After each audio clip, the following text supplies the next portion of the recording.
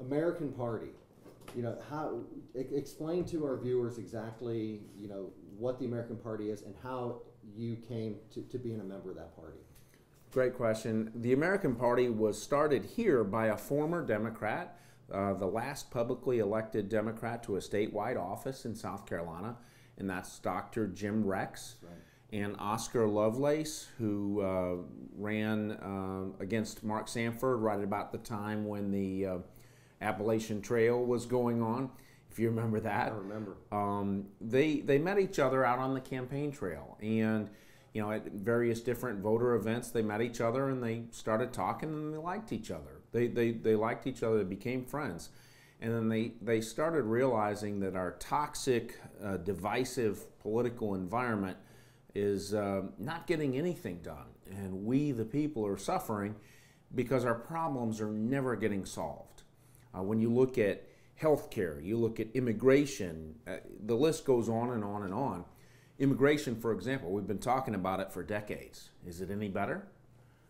Healthcare, when people are paying more for their health insurance than they are for their mortgage, we have a problem. And that's what the American Party is founded on, is let's find a way to work across the aisle, find a way to develop solutions rather than focus on the assignment of blame. So what were you in a party before? Were you a Democrat or Republican before you came into the American Party? Well, I'm a conservative guy. I've always been an independent-minded guy. As a matter of fact, the American Party had, I think, 18,000 people across the state signed a petition for a third party to begin. And I'm a conservative guy. I was at a football game and I was actually approached to sign it. I did sign it. And little did I know that a few years later I might be a political candidate for them. But I'm a conservative guy. I believe, for example, my favorite president in my lifetime has been President Ronald Reagan.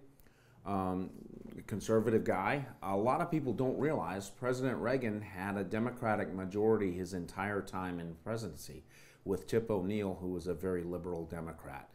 And they didn't agree on one thing as far as policy goes. But they did agree on this, and this is critical. They agreed on who they worked for. They worked for the American people, and it was their job to fix problems. And they did, and I think our government was better for it. Let's talk a little bit about, and you've already brought it up in one of your answers already, but how do you ensure citizens of the 4th Congressional District to have access to affordable, quality health care? What we have right now, is it good enough, or does more need to be done, or do things need to be cut? What's your vision for that? I'm very, very passionate about that subject. I've been on the ground, grassroots, ground zero of that industry for 22 years. So I'm pretty much an expert in the health insurance world.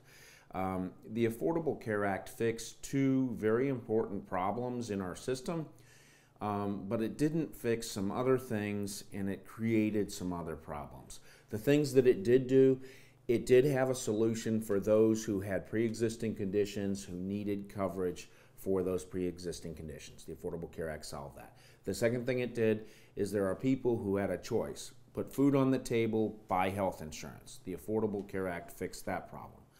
The problem is it didn't address the driving factor in all of this, which is cost. The Affordable Care Act did very, very little to answer the question is, why is health insurance so expensive? And why is health care so expensive? Those are different industries.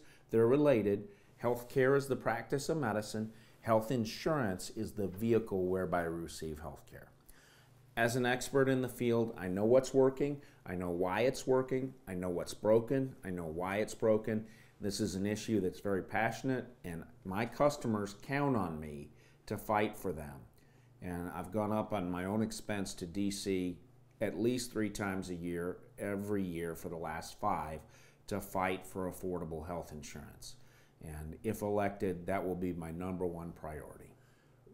An issue that's very important, especially for young voters. It's really been a motivator with them to register to vote. That's according to some representatives that I've spoken to with the League of Women Voters, is school safety.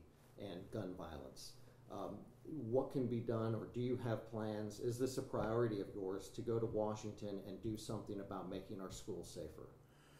Okay, so a lot of layers to that question. First, the registration drive, that is critically important, particularly for young people. Young people are more affected by any laws than those of us who are older because they have more life to live. 71% of the young people in this country believe both political parties are having problems and strongly believe and support a third party. The problem is, of that demographic, the young folks, unfortunately 70% of those folks do not vote on a very regular basis, and that's something that needs to change. You mentioned an issue about school safety. Yes, the children are our future. We need to have safe environments for them to learn. This is I'm a Second Amendment guy. I believe strongly in the right to defend yourself, which is basically what the Second Amendment says. I also believe that the government has the right to preserve and protect the general welfare and to protect our rights to life, liberty, and the pursuit of happiness. So I am not opposed, while I'm a staunch defender of the Second Amendment, I'm not opposed to potentially a longer waiting period or a more thorough background checks. Also, for schools, I don't understand why every school does not have an armed school resource officer. I think that's important. These are our children. And any gun legislation is potentially not going to work, and the reason why is, by definition, criminals do not follow laws. And that's something I think we kind of forget. Let's talk a little bit about the current environment in Washington. We know that our forefathers fought like cats and dogs, and we're seeing it happen right now, especially during the Kavanaugh hearings. Given the ongoing Me Too movement that's being covered a lot in the media and being discussed, since that has started, has it changed your position or changed your priorities with thoughts of going to Washington to legislate?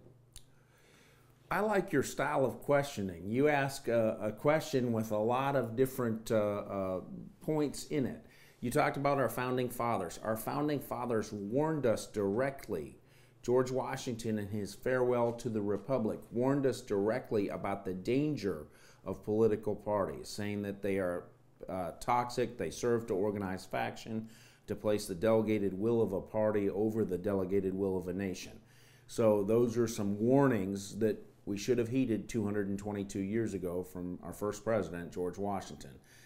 The second president, just in case we weren't paying attention, John Adams, was even more stern and forceful in his denunciation of political parties. So that's something that your folks maybe ought to look at. You also asked about the Me Too movement. You asked about the Kavanaugh hearings. Kavanaugh, I think it's concerning when we look 36 years into somebody's background when he was in high school to look for things that he may or may not have done wrong. I grew up with 8 sisters, so I am very, very, I think women for too long have put up with too much. And we need to take women very seriously. In this particular instance, I think 36 years later, if it was happening in isolation, I would think that there would have been something there. The challenge is that why did Senator Feinstein have this information in July and hold it, and not, if it was urgent, it should have been acted on urgently when it was brought, before we even got to the hearing phase. I think what you saw in the Kavanaugh hearings was actually a circus. And I think we as a country are better than that. I think we need to do better than that.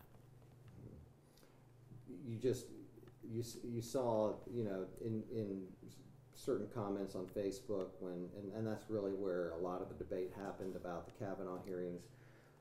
You know, one comment that sticks out to me is the two-party political system. Is this the best we can do in this country? This was such a dramatic moment, such a dramatic time in our country's history. Everybody watching what was going on in history, you might think that that would be a tipping point for people to start looking elsewhere for answers, another party. I mean, do you view it as that? Are you seeing, are you seeing that happen in front of your eyes, or is it going to take something more for people to start thinking about a third party and looking to answers there? Well, that is a great question. We are in tribalism where we are in our tribe, and sometimes the tribes tell you don't ever venture outside of this tribe. You got to stay in the tribe. And what we're seeing in that circus is sometimes both tribes have some problems. And so to answer your question of whether or not we're going to see development in the future, I think you are. I think the fear that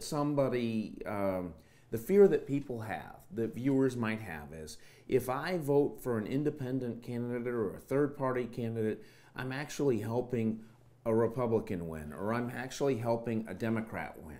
That's a lie, and that's perpetuated by the two political parties. They both tell you that. Why do they tell you that? They have a vested interest in maintaining power. The reason I say that's a lie, 44% of the American people view themselves as politically independent. That's greater than the number that identify as Democrats, and it's greater than the number that identify as Republicans. So to win, an independent or a third-party candidate has to get the independent vote. And if they do that, they will win. We're less than 30 days to the election. What do you want voters in the 4th Congressional District to know about Guy, and what are your priorities? Can you put all of that into a nice minute-long answer for that? Wonderful, wonderful. Yes, 29 days left. We are down to the home stretch. The best part of this entire process is being out in the community, meeting with voters directly, hearing what's important to them and what they want their next representative to do. I was in Spartanburg for the International Festival yesterday at a flea market, got to talk to a lot of people, heard a lot of different things. I think to answer that and sum it up, there's a phrase that says, power corrupts. Absolute power corrupts absolutely. And we, the people, have willingly given absolute power of our entire government to two political parties. How's that working out for us? Immigration any better? We've been talking about it for decades. How about health care? Is it affordable health insurance for everybody, regardless of income? I think the results are clear, and the results are things aren't getting done. And I think the last thing I'll say on that, if we change nothing, then nothing changes. And we, the people, the government works for us, not the other way around. Career politicians sometimes forget who they work for. And I believe it's time for we, the people, to take back our republic and declare our independence.